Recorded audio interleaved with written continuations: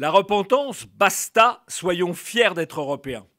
Aujourd'hui, le continent européen, privé de sa puissance traditionnelle, est l'homme malade du monde. Parce que les Européens sont culpabilisés, coupables, éternellement coupables de la colonisation, de l'esclavage, des crimes de la Seconde Guerre mondiale. Ça suffit, ça suffit. La colonisation, parlons-en. Avant elle, il y avait moins de 100 millions d'Africains.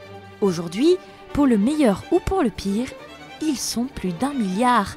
Beaucoup de ceux qui dénoncent la colonisation n'auraient pas vu le jour sans ces bienfaits. L'esclavage, beaucoup de peuples l'ont pratiqué, notamment en Afrique. Mais c'est la civilisation européenne qui l'a aboli. Quant au génocide, il traverse l'histoire et les textes sacrés, y compris la Bible, en sont le témoignage.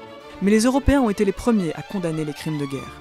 Ajoutons qu'il est monstrueux de prétendre transmettre à un ensemble de peuples, du détroit de Gibraltar au golfe de Botnie, et de génération en génération, des crimes commis il y a près d'un siècle. Alors les Européens n'ont pas de raison de cultiver la honte. Au contraire, ils doivent être fiers de leur héritage. C'est l'Europe qui a fait le monde. C'est le continent de la pensée scientifique et de ses applications techniques et des grandes découvertes. Plus que tout autre, ce sont les Européens qui ont inventé et transformé le monde et qui ont mis au service des hommes la puissance de l'énergie et la mise en réseau de l'intelligence. Ce sont les Européens qui ont maîtrisé les mers, l'air et l'espace et qui ont vaincu bien des maladies. Ce qui a rendu cela possible, c'est la libre confrontation des idées, la culture du débat, le goût du raisonnement et de la démarche expérimentale. L'Europe, c'est la civilisation des libertés. Liberté des cités grecques, libertas romaine, franchise et privilèges des métiers, des villes et des universités au Moyen-Âge, confrontation féconde de la foi et de la raison, esprit des Lumières. L'Europe, c'est la civilisation de l'incarnation. L'Europe, c'est le continent où le divin est présent partout, dans la nature et l'architecture. L'Europe, c'est la civilisation qui honore la femme, déesse, mère, sainte ou combattante. L'Europe, c'est la civilisation de l'amour courtois.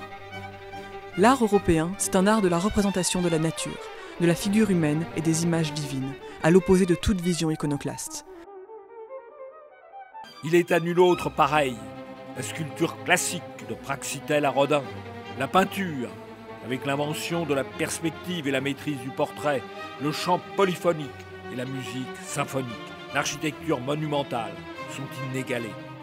Bien sûr, d'autres civilisations ont leur grandeur et leur beauté. Mais ce n'est qu'en Europe que l'art a connu un tel éclat et s'est développé à la fois dans toutes ses multiples expressions. Refusons le grand dérangement des esprits. Refusons le grand dénigrement de notre passé. Refusons le grand effacement de notre mémoire. Refusons le grand remplacement de nos peuples et de notre civilisation. Soyons fiers de notre héritage, soyons fiers de nos ancêtres, soyons fiers de ce qu'il nous reste encore à faire. Préparons-nous à notre grand ressourcement. Participez au colloque de l'Institut Iliade, samedi 7 avril à Paris, sur le thème « Fiers d'être Européens ».